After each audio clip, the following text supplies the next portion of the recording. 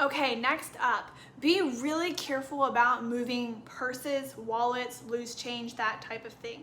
If I see a purse that is sitting on a bench and there's hooks right above it, sure, hang the purse up. Otherwise, don't touch it, leave it alone. You can wipe underneath it, maybe wipe around it, but be very, very careful about moving purses, wallets, loose change.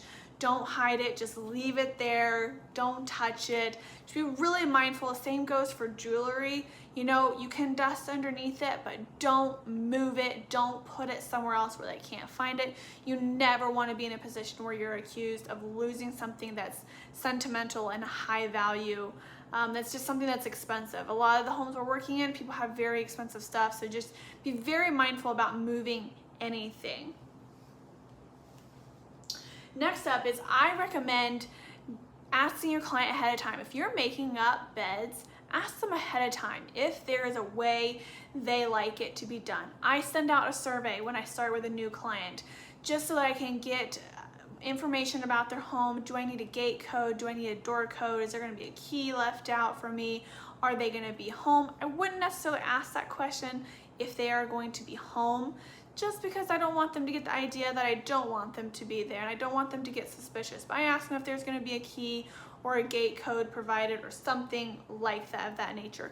I also ask if they're particular about how the bed is made up. And if they are, maybe they can send me a picture of how they want it, or maybe they'll be there and they can demonstrate and show me how they want their bed made up so that I can do it how they want. Same goes for like pillows on couches and everything. Just asking them so they come home and the house is how they want it. Some people don't care. Some people are really particular about this.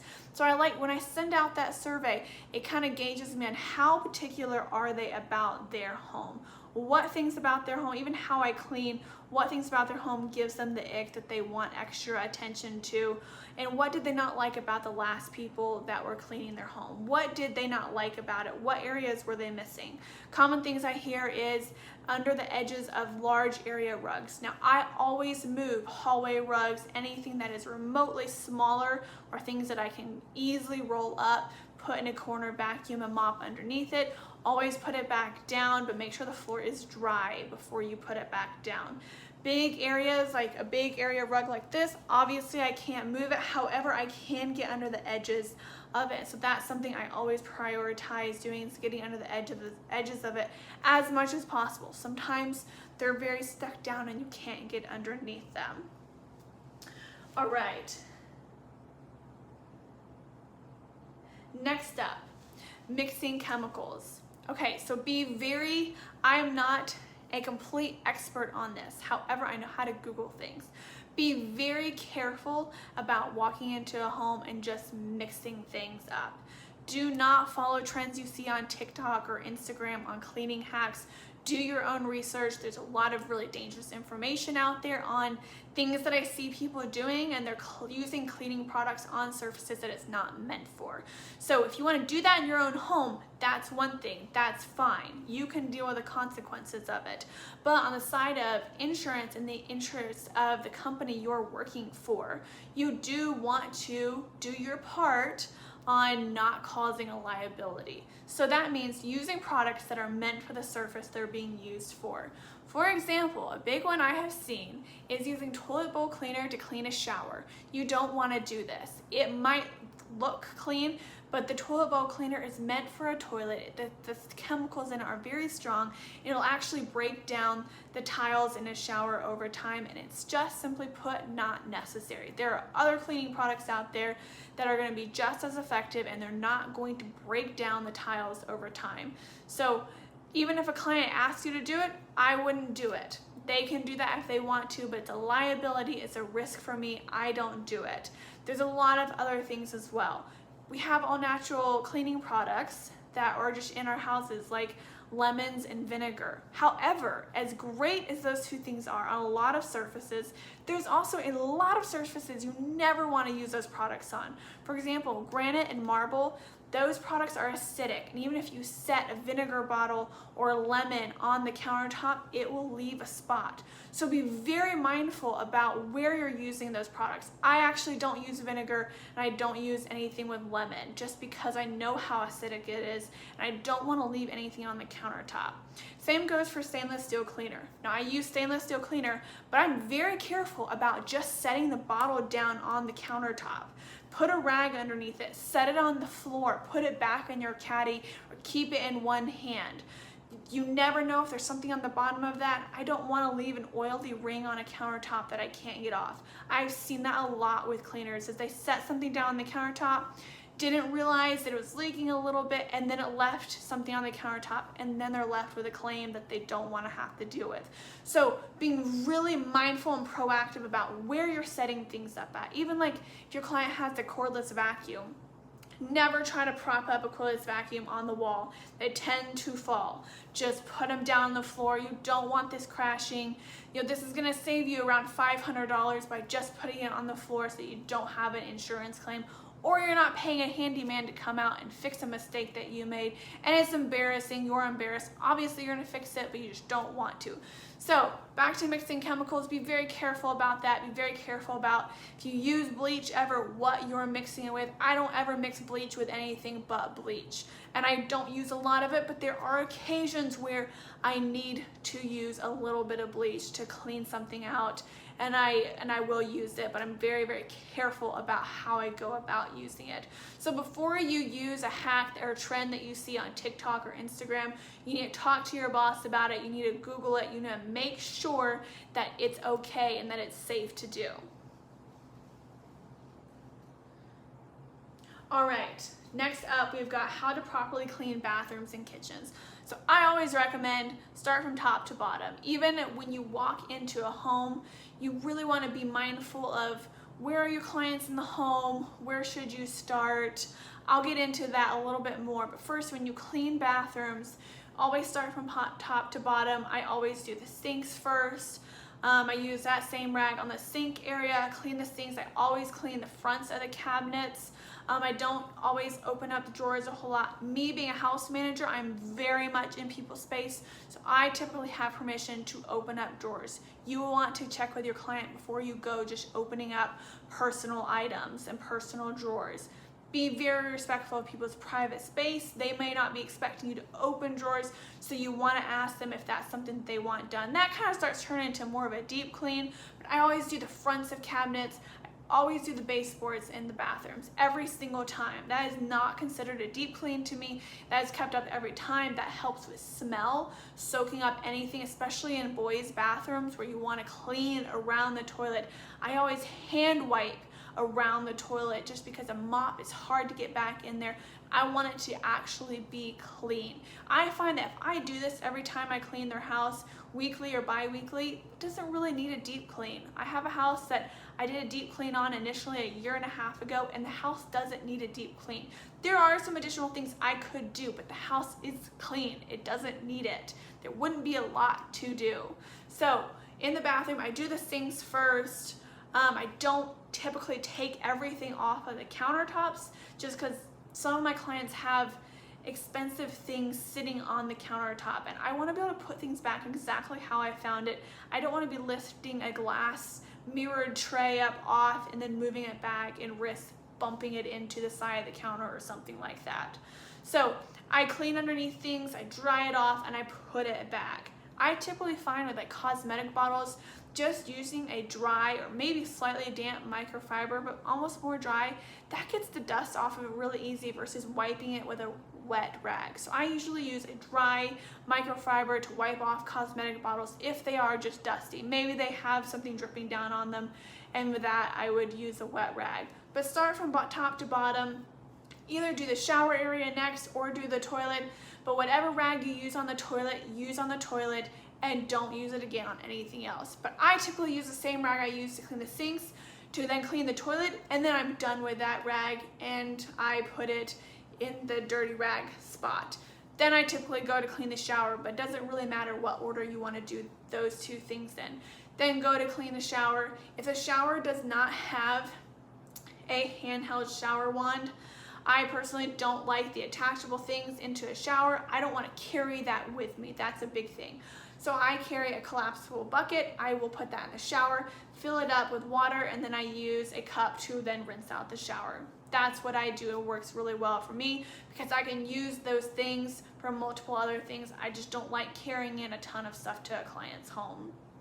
So from there, even in a kitchen, again, you want to start top to bottom. I always clean the fronts of the cabinets. Again, if I do this every week, I'm really just spot cleaning. I'm not doing much more than that. I use a little squirt of dish soap. After I've cleaned out the sink, I'll fill the sink up with water, and then I use that water to wipe the countertops. Whether you have granite, marble, anything like that, that a little bit of dish soap is actually what's recommended, and it's gonna be just fine. I don't personally use any granite cleaners on countertops. Yeah, I'm scared of them, honestly, because I've just heard different things, and I know, and I usually do ask clients when I meet with them, what do you use on your countertops? Because I want to gauge what they're comfortable with. If they have a cleaning product they want to use a specialty for those countertops, by all means, I will use it, and I also ask them to provide it because that might be a cleaning product. I don't use it in anybody else's home, and I'm not going to provide it, so I always ask them to provide it. But really, a little squirt of dish soap, I have a favorite. It's the Mrs. Meyer's Peony scent. It makes the kitchen smell amazing, and that's what I use. I always clean the stainless steel last.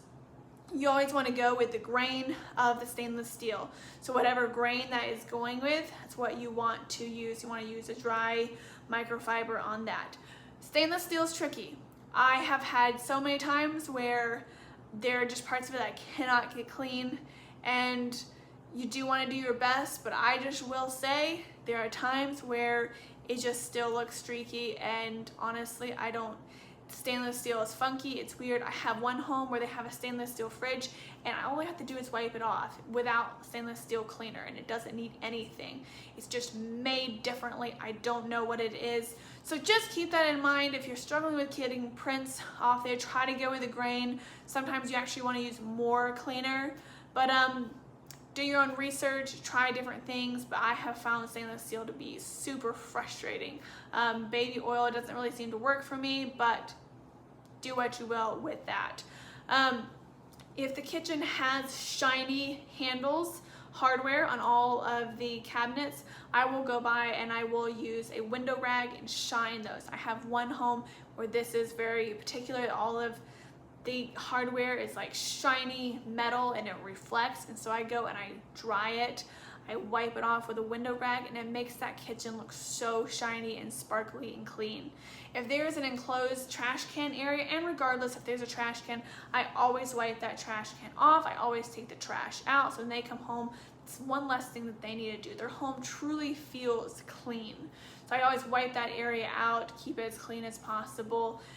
Especially if it's really bad or smelly. Usually I just kind of keep it up, keep it from getting bad.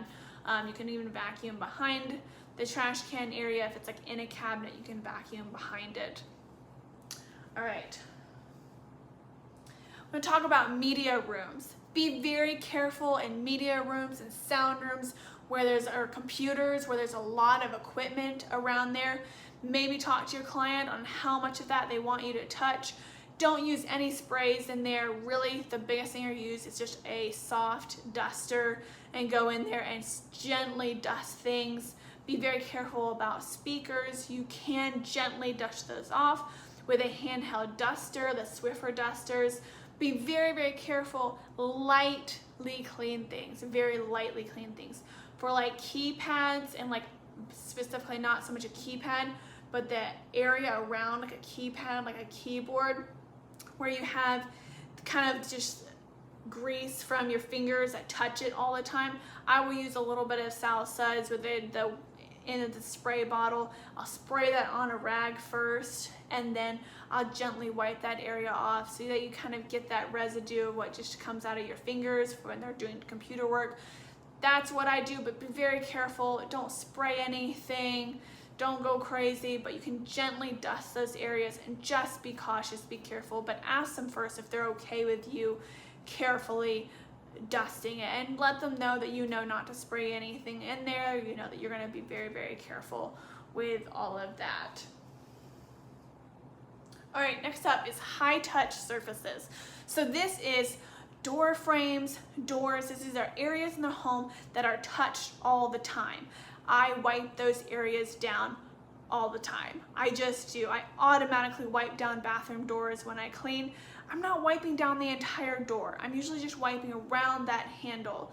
So if there are areas in the home like a center post or column or something that's like in the center area, that probably needs to be wiped down quite often because people touch it and there gets to be fingerprints on it. Doorways walking in, I wipe those down as well, and it really doesn't take long. It goes really fast.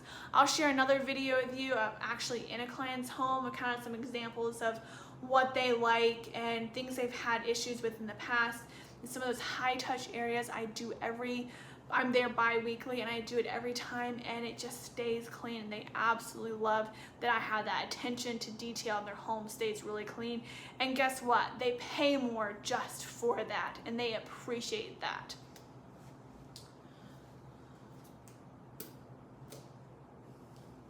Okay, next up I want to touch back on when you walk into a client's home. Before you get to the client's home, you want to be talking to each other, to your team, about who is going to start where. I can't tell you where to start where because I don't know your client's homes. The first clean in a client's home is always the most stressful because you're trying to figure out the home. And if it's a large home, you're getting lost. You can't remember how many bathrooms there are. You forget which staircase you're going up, and it's a lot. Always allow more times for first time cleans, and I know that y'all know that. But before you get to a client's home, decide who is doing what. Who's cleaning the bathrooms, who's doing the kitchen, and where you're going to start. And communicate with each other. This is gonna help with efficiency, and have a goal of what time you're gonna get out without compromising the clean, okay? Without compromising the cleaning experience. So decide beforehand where you're gonna go. Are you gonna be upstairs? Are you gonna be downstairs? And think about the end. Where are you going to end up? Who's gonna be mopping and who's gonna be vacuuming? Where are you gonna start mopping and where are you gonna end mopping? I don't recommend leaving a client's home with wet floors. So you're gonna need to either wait around for a minute, possibly, waiting for those floors to finish up drying up, especially if it's wood floors. If you're finishing on wood floors, you want to wait till it's dry, because sometimes after you mop, you see little areas that have been missed or little areas of dust.